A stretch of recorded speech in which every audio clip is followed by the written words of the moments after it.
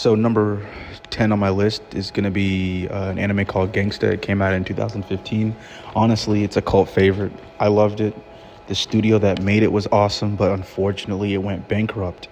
The manga is still ongoing, but the author has multiple different health issues, so she's really unable to finish it, or at the very least it's incredibly slow. Last I heard, she did a special chapter about a character in it, but for me personally, I love this series because I just had such an attachment to the concept of, superhumans and Celeber, which is like the drug they take, and how they have to take uppers and downers to increase or decrease their strength and current state of mind. Nicholas was unique as hell because he's like a deaf protagonist. I can't even remember the last time we had a protagonist with a disability like that in an anime, at least that I can remember off the top of my head. See, it's like when I think of disabled anime characters, and this isn't an anime, but my mind immediately just goes to Toph because she's probably like the best animated example of a powerful animated character with a disability, even though, yes, Avatar: The Last Airbender is not an anime. But Warwick is another great character in that show, and I think overall their dynamic needed to be explored more, even though I know it never was, but it definitely had potential to be a top tier show. But again, its studio just went bankrupt at the wrong time, which is crazy because it's the same studio that made Michiko Yahachin and Dead Man Wonderland.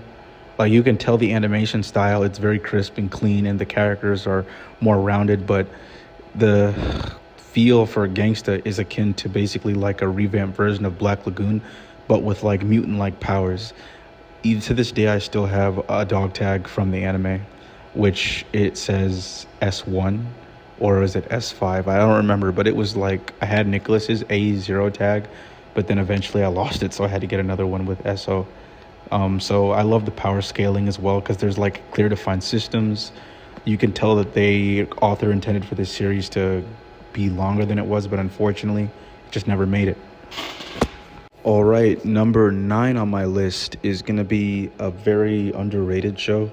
It's barely ever talked about, I would say, in most modern environments. It's not very popular. Even in its time, it was never very popular. And what's ironic about this is that it came out in the same year that Death Note came out. But Death Note became a cult classic, world renowned, across like all of time as one of the greatest animes of all time. But this one is called Welcome to the NHK. It unfortunately went under the cracks.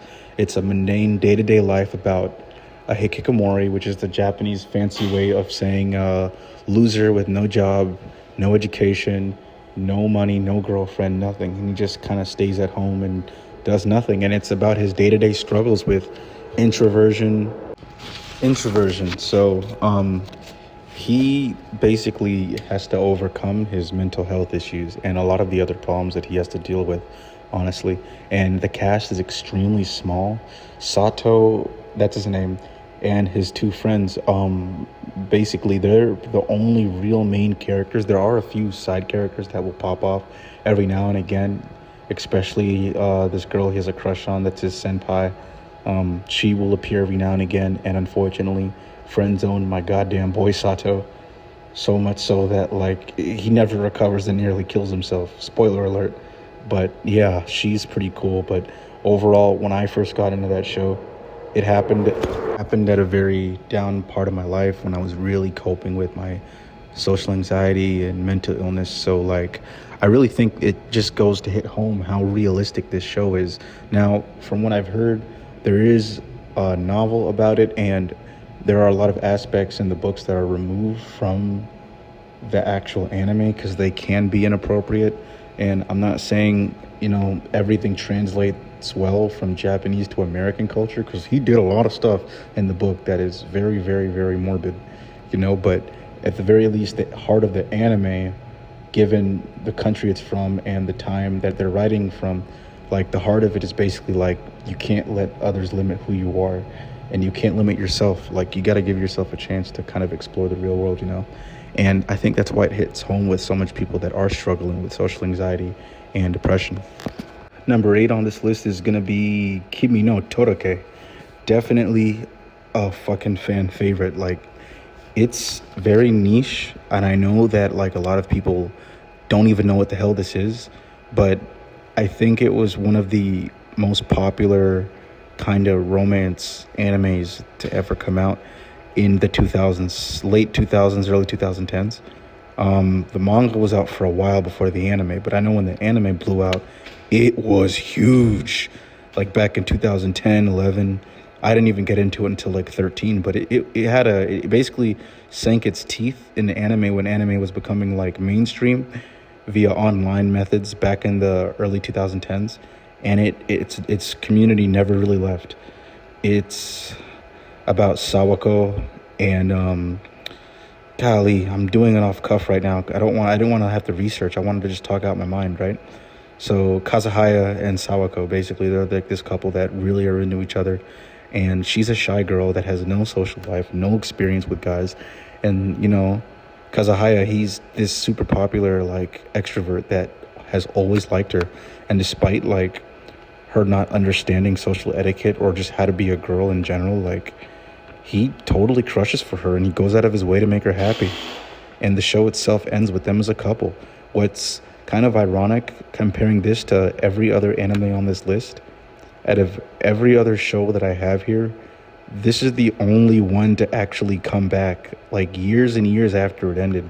So Kimi no Todoke, for all who don't know, like I was watching that shit when I was in 10th grade, and that was like maybe 2011 to 12, and I'm pretty sure I was watching it 2 to 3 years after it ended. So we're talking about an anime that started in at least 8 or 9 and ended in like 10 or 11, and it came back in 2024, which is outrageous, and it's on Netflix. So let that be a lesson that like something might be underrated or even trash in its era, or maybe it's huge in its era. Because off topic, but there was a live action movie of this anime too. Not a lot of other anime on this list got that treatment. And even though it was gone for over 10 years, it made a comeback because the fan base was just in such dire need of more content because the manga is still ongoing. And you can watch it on Netflix. There is another season of Kimi no Todoke, and I didn't even know this till like a week ago when I was just scrolling, and I'm like, oh my god, what the hell? How does this still exist? Who is supporting this?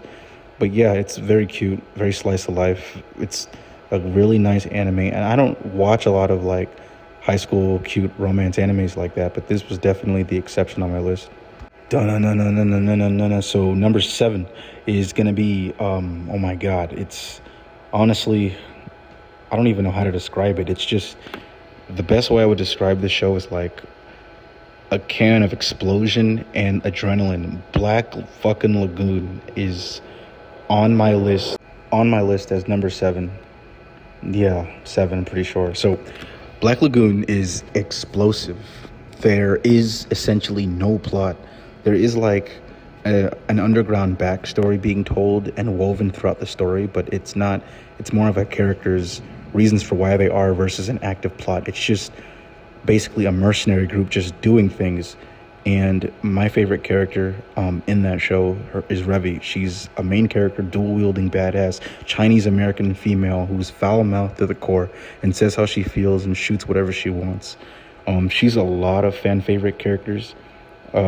She has a huge following for some reason in NSFW content.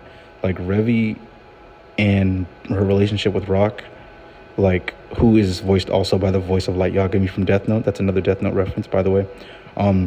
She was revolutionary for the time because there had been other badass females, but Revi kind of like, she made essentially a genre for herself that other anime kind of like backpedaled on, like Jormungand. That's not on this video, but that's another video to talk about another anime that's basically like Black Lagoon, and even Gangsta were both influenced by her. So she is part of a mercenary group, and each episode is more or less episodic in nature, and they basically live in the city of Ruanapur, which is in South Asia, I'm pretty sure. Maybe Cambodia, I could be wrong. But like, they go on these little trips for money, and that involves a lot of violence and shooting, and they come into a lot of questions in these fights that they go through, like morality, what's right or wrong, like what's the twilight zone between violence and a civilian.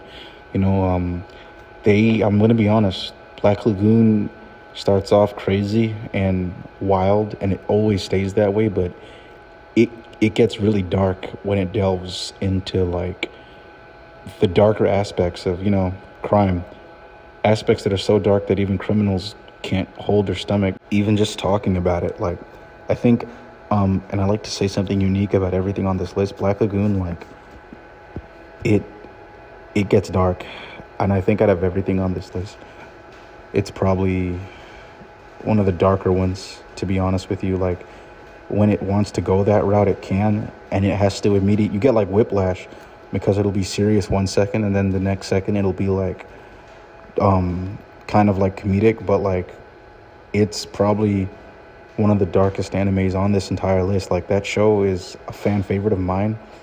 That's why it earned this spot of 7.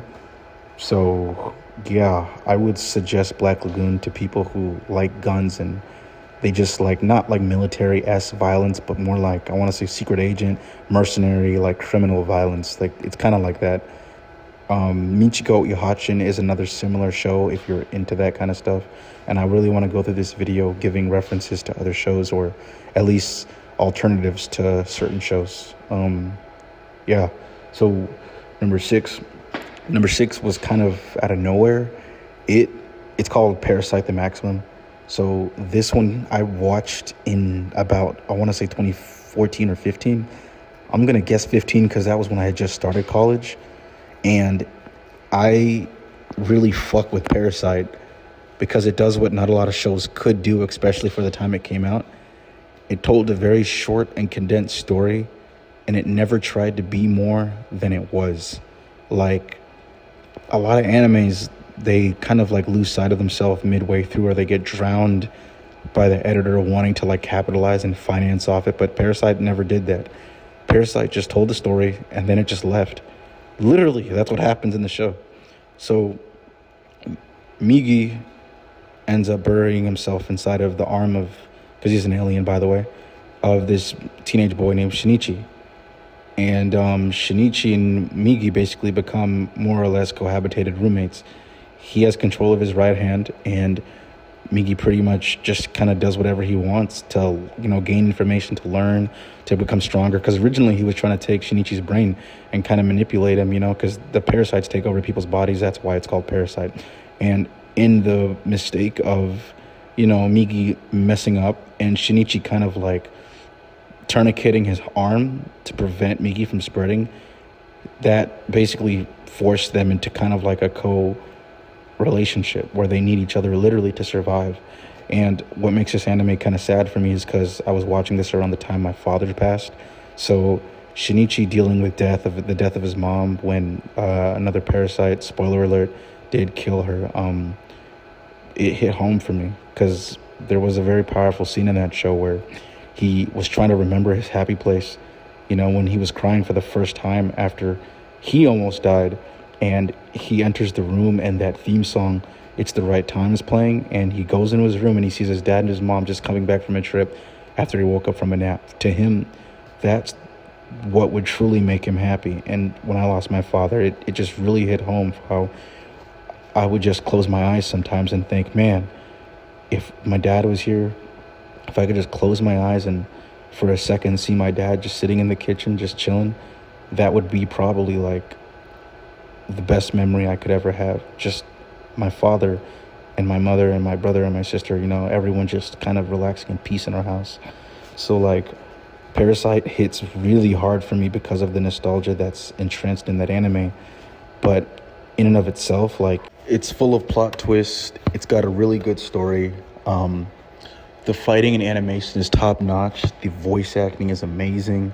Like, when characters in that show, see, like, it might not be as bombastic or crazy as Black Lagoon or like Gangsta or other shows, but like, its focus is on the characters. Like, when they feel pain, when those characters go through a moment of suffering, like, they suffer. Like, no one's just coming out of that unscathed, to be honest with you. Like, that show is really, really intense, especially the change. It really goes a long way to say that Parasite is a classic, and it should be treated better than it already is. Like, talk about character torture, like Shinichi suffers. Number 5 on my list now, I'm gonna have here, I think. And what's weird about this one is that it's like a tie, honestly, because both shows are similar, but they're different at the same time.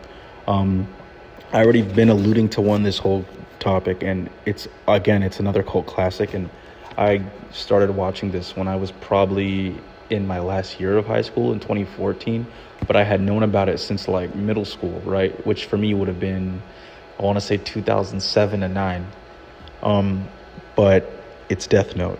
Death Note is definitely top tier, fucking goated, amazing series. Dark Light Yagami is the main character, and it's basically about his battles with the Japan's police force and eventually the national, anti-Kida task force, because he, if you didn't know, gets a magical death note that kills people whenever he writes their names down, and he's a maniacal teenager who's bent on the destruction of all crime and criminals, who also confuses himself to be a god. So like that in and of itself is a great plot line, to be honest with you, and there's so much room you can work around with that. So Death Note, like a lot of the other ones on this list, I would say even more than Black Lagoon, is the others are good, great shows, and they're like staples, but I think Death Note is the only one so far that I've mentioned that's more than just like an underrated gem, or like Parasite's great, don't get me wrong, but Death Note is like, it's such a top tier, well-known, popularized anime to the point that they're not making a new anime for it, sure, but I would make the argument, like, even though a show hasn't come back, there has never been another Death Note sequel, obviously in 2023 or 4, but like the fan base is still very fervently relevant today. Like the last lore that they made, the last new piece of material was 2021 when they made like a one-shot manga, but like Death Note still has games and fans. It's such a mainstay show, and I would say that it's such a starter pack anime for a reason. Like people like to say it's basic, but like it's like that for a reason. Like Death Note is not a staple, bro. It's like if you gave people a starter pack of shows to watch, like Death Note would be in that box along with Dragon Ball Z and Naruto. So like that's something that I think needs to be taken into account of, because its story is amazing.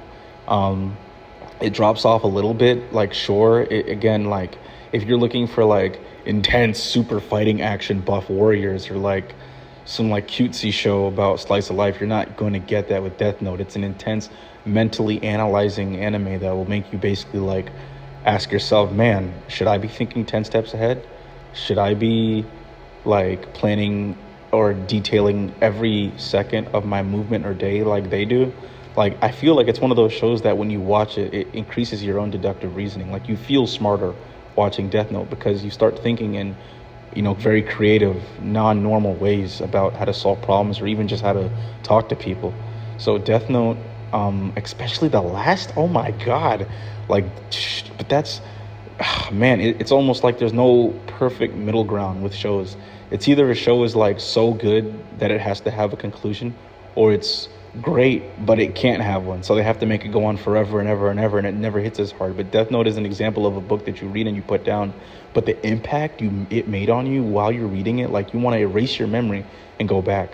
Like that's Death Note, man, because the only flaw I've seen people give, and I'm not spoiling anyone, but a character in the show, one of the main characters, does pass away, and like when he dies, it's like they replace him. So it's like a lot of people say that's when it dropped in quality, but nah, man, fuck that shit. I don't like that he died, but like I love that like he had like successors, and we could see like new people trying to combat light the whole time. Death Note, like I said, because it's such a basic anime, like Kimi no Toroke, it got a live action, and I could be wrong, but it got several live action adaptations. I think it got 3 different ones in Japan. One movie is just, it's one movie split into 2 parts, and then it got another movie, a third film. And then in America, it got a live action version, which it's total garbage. Like, don't watch it. But like, for the live action movie, they basically broke up Light's personality into 2 different characters, and it's just trash. But like, the Japanese ones were pretty solid. There's also a lot of expanded content and books that dive more into L, which is the antagonist, but he's like a good guy, but the anime protagonist is the bad guy. So I guess hero antagonist, there are a lot of books that dive into his character, and even like expanded lore, like Beyond Birthday, which is about like another member of L's, I want to say Whammy's house, his organization where they like train kids to be detectives, and his name is BB, and that's actually referenced to in the anime, and it's like it kind of ties everything together. Underrated fucking gem that expands on the Death Note lore. So like Death Note is a standard starter pack anime for a reason. It's goated, and I think anyone that's even a base level anime fan should put this in their arsenal, because this is basically a show that people use to like determine how much of an anime fan are you. Not even to determine how much you are, but like where's your foundation in TV, you know? I already talked about Death Note for so long, I forgot. Yeah, so my number 5 spot is it's like a tie. The other part of number 5 would basically be Code Geass. So I paired these together because Death Note is a small scale story about a high schooler who wants to basically take over the world, you know, and then Code Geass is essentially about a high schooler who doesn't want to take over the world, but he feels like he has to take over the world for it to become a better place. The difference is like staggering. Like Light feels like he needs to, but the real reason is because he wants to. Whereas Lelouch, who's the main character of Code Geass, at first he wants to do it, he doesn't need to, but then over time he feels like he needs to as like a moral obligation. So they're basically like flipped. In Code Geass, Code Geass, to me anyway, does something that Death Note was never willing to do. It made the main character fucking win. Lelouch put some goddamn points on the board. So Code Geass basically involves Lelouch v Britannia, or his other name is Lelouch Lamperouche, or his third identity is Zero, basically trying to overthrow the Holy Britannian Empire, which is his father's kingdom. And the reason he wants to do it is because they basically murdered his mom, and that's basically the plot. It's a little bit of Batman-esque, but like, he is rich, smart. He's literally a prince. He's not physically gifted at all. Like, he has a friend called Shizaku, who is a Japanese. In their world, Japan and Britannia, which is Britain, you know, it's their anime version, or basically at war for several years, and there was a rebellion. Then they got suppressed. The Japanese people became basically like not even second, but third, fourth class citizens, and they're called 11s. There's a lot of factors. It hits on discrimination, war, politics, you know, nationalism, socialism, pride, like capitalism. Like, it's just even like drug usage. Like, Code Geass is such a grand story. There are 2 seasons of it. So I first watched it in college as well. You'll notice with a lot of these animes, I watched them when I had more free time. So Code Geass is essentially like, it's not something you can just jump into. They do use mecha, like Gundam style machines to fight in that show. It's not like Death Note in terms of that realism, because they use a lot of future technology, whereas Death Note is grounded in like the year 2002, you know, so it's futuristic, it's fun, it's different. Like, I feel like the futuristic mecha aspect of it turns it off, but it's not a mecha anime by any stretch of the means. Like, sure, in Death Note it's realistic and they're using guns and there are cops chasing you in like a helicopter, but like in Code Geass there are like Gundam machines fighting each other, and like that's what probably turns people off from the realism, because they'll see that and think, oh, this is just another goddamn Gundam, when it's not. The Gundams are part of the story, they're not the whole story, right? As opposed to Gundam, you know, like Amuro Ray. I don't know how familiar you guys are with Gundam Mobile Suit, but like the Gundams are the show. Like, the mobile units are the show. Like, in Code Geass, they're just a part of it. They're just the machine that drives the plot forward for conflict. And in the manga of Code Geass, there's actually not a single Gundam or mobile unit. There's no fancy fighting robots in the whole manga. That's an anime only thing, which I didn't even know about till recently for some reason. Lelouch is a great character. I think he remains morally just even to the end. For me personally, I after season one, if I'm being totally honest, and this is just my opinion, it lost me a little bit in the show. Like Code Geass is high on my list for this reason. Like I would consider Code Geass and Death Note to be brothers for number five because they're like the bottom of the my top five, but they're like the best of like the last five. You know, like I think that the gap between I use Code Geass and Death Note kind of like as a benchmark, and I can pretty much judge every other show off of that. But Code Geass in and of itself is a larger story. But if you like Death Note, you'll love Code Geass. If you can get past the mecha aspects of it, which I love that, so that's another reason why I liked it. But like, it can be a great experience, especially again because I said, unlike Death Note, Lelouch does not lose; he wins.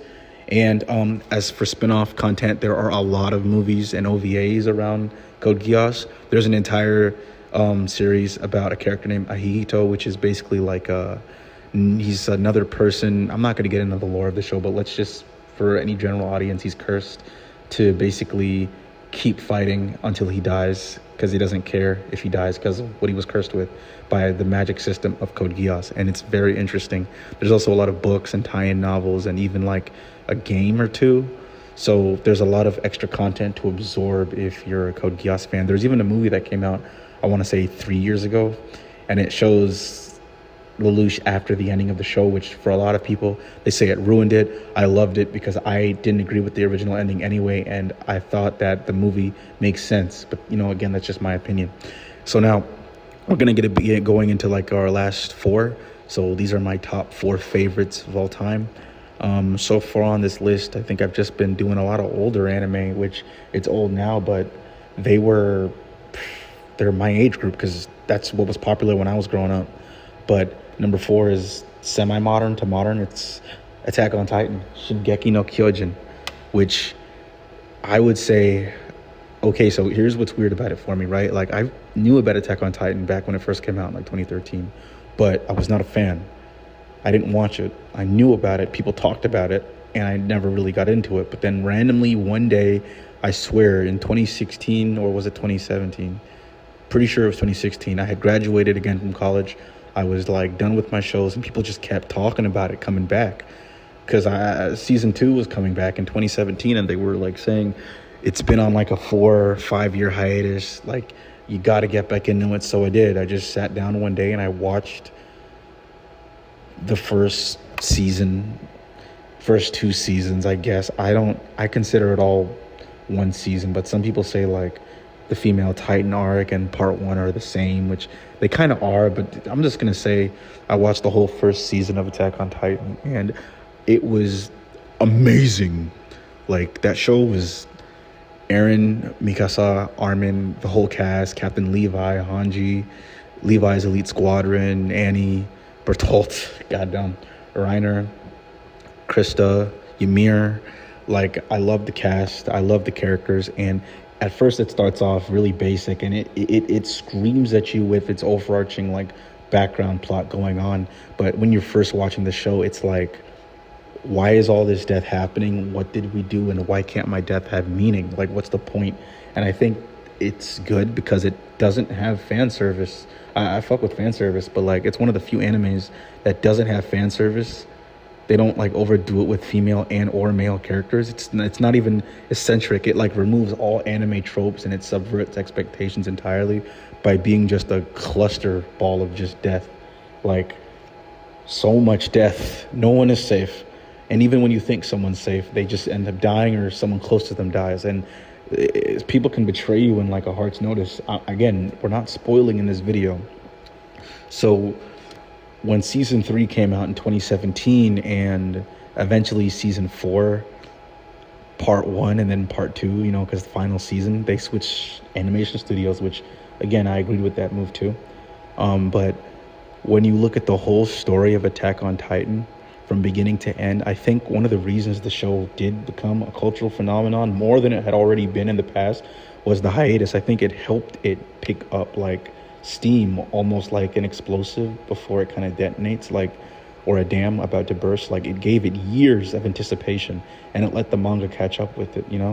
Like, I was kind of spoiled because I was so hyped after watching the first season that I went and I read the manga and I kind of ruined it for myself, which is fine, but I still lost my shit when the anime came out because when Attack on Titan, the final season, part 1 and 2 was airing, and Eren finally gets his revenge. Again, no spoils. He does get his revenge, and when he's marching on the city and he's like in this demonic form, ready to kill all the people who originally came to kill him, I lost my shit. And I think you can't be a real Attack on Titan fan and not lose your shit to that. Like, the whole story came back full circle.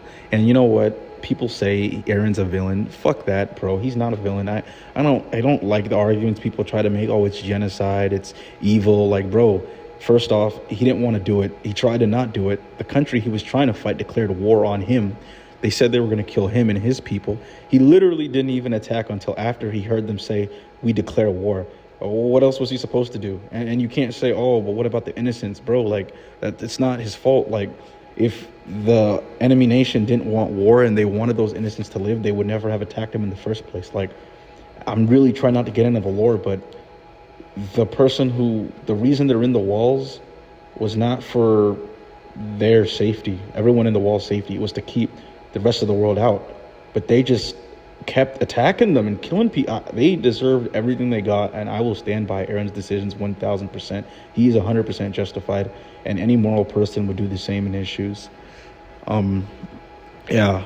So number 3 on my list, we're getting really close to my number 1, is going to be Hajime no Ippo. It's old. It is old. And I would say that it's a sports anime because I don't have any other sports anime on this list. But, like, it's a boxing anime. It has probably around, and again, I'm doing this off the top of my head, so I'm going to guess 65, maybe 70 episodes. And it came out with a new season, I want to say in 2014, 15. Which at the time, I remember people losing their shit over, but I didn't really know because I had never watched the original series. But I got into this show around 2016, early 2016, late 2015. And it was around the time I started getting more into fitness and working out. Now, if you go on Instagram or social media, you'll probably see like a lot of Hajime no Ippo memes and stuff because, like, Ippo Makinouchi is basically the main character, and all he cares about is like dedication and like drive and pushing himself to become stronger physically. And he keeps asking himself the question, like, what does it mean to be strong? That's something I've kind of kept with me throughout my life, honestly, growing up. Since watching the show, even now, like, that show got me into boxing. I think that Hajime no Ippo, it's, again, the struggle of a guy who starts off as weak, very similar to Kenichi, the Great Disciple. And he basically gets into fitness and working out and boxing because he wants to become a better version of himself after getting bullied. I had a very traumatic childhood with bullying. I got picked on a lot as a kid. So basically, I like Hajime no Ippo because it reflects a version of myself that pushes me to become like the best version, you know? Like, I want to become strong mentally, physically, emotionally. And I think that his show shows just the sheer amount of limits that he's willing to break through to achieve that goal. And my God, dude, the fights, man, just the sheer amount of fights that go down. And like, Ippo gets fucked up. Like, man, he's out here fighting people that you would think would be like, you see the characters that he has to fight in a show, and you'll think, are they the main character? Because they actually have like all this look, this kind of like cool aesthetic and look to them, or they look badass, so they're like, oh, don't take any shit. Like, nah, Ippo is not a menace, bro. He's just a normal dude who wants to be strong and will do anything to become strong. Like, when you start getting into like later in the series and you see like the dedication and drive that not just him, but there's another character named Miyata, right? Because Miyata is another boxer as well. He's like the Sasuke type to like Ippo, if Ippo would be like the Naruto Goku type, right? Miyata is like a boxer who basically he lowers himself by going into a smaller weight class, right? So that one day he can fight Ippo. And I still remember this episode. It was episode 40 of the anime, which I never forgot because I love Miyata episodes in that show, right? And he's like starving himself, running all the time, sweating, trying to lose all this weight. And despite like making himself weaker, he's doing it for Ippo so he can fight Ippo. And despite being at a disadvantage like that, he still goes overseas to train and to fight, and he still wins. Even though he has so many, he basically weakens himself to the point of like underweight, and still comes through with W's in fights so that he can feel like he earned his smile, like he earned to feel passion as a boxer. Because like there's nothing worse than, you know, losing. It's not even so much knowing your efforts went to nothing. It's like if you didn't give it your best, why are you even still here wasting your time? So I think the work ethic from Hajime no Ippo really sunk with me when I was growing up as a young adult. Not a lot of people would probably watch it because it is older. Even the newer animated one is older by today's standard, and it's not dubbed either. The whole original first 60 plus episodes are dubbed. There are dubs of those, but like the newer sequel or continuation of the show, it's not. It's just English subs, so that might throw some people off. The manga is still going on, and fun fact, Hajime no Ippo is one of the longest running mangas in history, even on par with Case Closed and a few others. I think it might be the longest, but I'm not sure. And I don't want to just throw an assumption out there that I'm not sure is true. But the manga's decent, but from what I've heard and what I've read, the few things I have looked at, it took a totally different direction than the show and the plot. I don't know what the hell is going on right now in the manga. It's just outrageous. Like it's not even Ippo anymore. Like he's not even the Ippo that I knew. So that's why I just try to focus on the anime itself, you know, and not the manga. So this is one of the few instances on this list you'll hear me say to avoid the manga because it's just not as good. We're getting into the final two, and like I alluded to earlier in the video, Gundam Iron-Blooded Orphans. This show is, man, where do I even start? Like, first off, the main character is Mikazuki. He's like a shorter young guy with blue eyes, black hair, and his quote-unquote brother, Orga. They basically are child soldiers that work for a private company that is basically guns for hire. But replace guns. I mean, they do use guns, but it's mostly mobile suits, which are giant fighting robots, if you're familiar with them. And it is part of the Gundam franchise, but it's not part of the main timeline or the Universal Century. To all those who know, it's kind of its own thing within the universe of Gundam, or any fan or non-fan can just jump in. And if I'm being honest with you, I didn't even like Gundam. I avoided Gundam for years, but I would say that Gundam Iron-Blooded Orphans is what got me into the franchise and made me go back and watch everything, including all the old movies. I haven't seen every Gundam yet, but I have seen quite a bit, including Gundam MSO8th Team, Gundam Unicorn, Shar of the Red Comet, Mobile Suit Gundam 1, 2, and 3, the films, Gundam Hathaway. Like, there's a lot of shows that I've seen, and I think that if I had never started this, I never would have got interested in them to begin with. So Gundam Iron-Blooded Orphans is a great series that I think anyone could watch. It is violent and it involves combat. Everyone's buffed and work out because it's kind of like that military aesthetic to it. Like, I think Mikazuki is a badass main character. He doesn't need to say much because, like, he's essentially just Orga. He's Orga's weapon. He's his right hand. He doesn't talk. He just considers himself an extension of Orga's will, and that's why when he's put on the front lines to fight, he excels in it because he is fighting. That's all he knows, and that's all he'll ever know. And he pays the price for that, you know, eventually as the show goes on.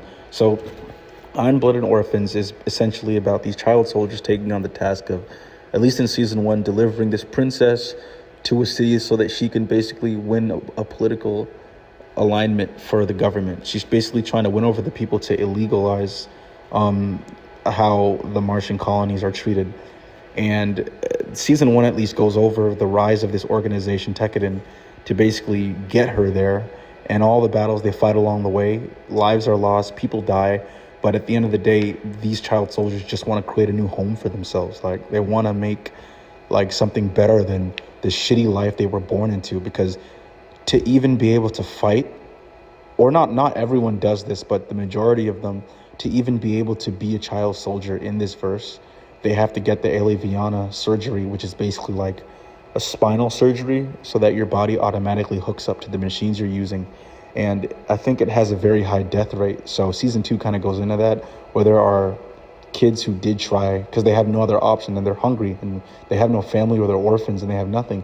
So they need to make money somehow. So season 2 tackles more so on the story of people who did not get the surgery, right? And it left them either paralyzed or dead. So it really makes you see like how much bloodshed it took the season 1 characters just to get to that point. But season 1, I would say, is more they're establishing themselves. And then season 2 is them when they're already established. And they're basically just trying to survive as a private military. And when they're already established, they basically have to deal with mafias, other private militias, actual government militaries, or, just other crime syndicate organizations. If I had to pick between the 2 seasons, though, I would say season 1 is a closed book. You could watch season 1 and never watch season 2 and be okay with how it ended, right? Because it's just that fucking good. But season 2 is almost like a middle finger, a big fuck you to everyone who watched season 1, because it is still good, but it shows the reality of war and combat, and like not everything is about power of friendship, like in a lot of shows, like Attack on Titan. And you'll see that with some of these newer anime, they subvert tropes and expectations. Like I was expecting, if I was okay with how season 1 ended, but with season 2 comes along, again, no spoilers, but like everyone that deserved a happy ending never got one, and everyone who doesn't deserve one did get one. So it kind of flipped everything on its head. And to this day, the theme song and the ending song live in my head rent free, because the amount of death and carnage that happened from these child soldiers who didn't even ask to be here, it's just, it's a masterpiece.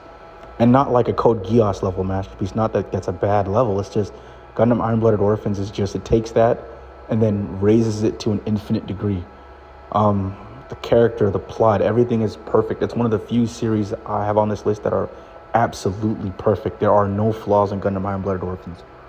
None. It's a perfect story, and it deserves way more recognition than it gets. And last but not least, especially not least, is my number 1 anime of all time. Like, this anime was so good that I couldn't watch anymore for like, I want to say a year and a half, maybe 2 years, because it just raised my standards of quality by such an infinite degree. And it's goddamn motherfucking Gurren Lagann. I wish this show had come out in modern day, because it came out in 2007, 2006, or maybe 2007-8. Regardless, it was dubbed later, it came earlier, but I first saw this show on Sci-Fi Channel back when I was a kid, and I didn't understand what was going on, and I never really thought about it. I saw a few episodes, but I remember it lived in my head rent-free because one of the main characters died.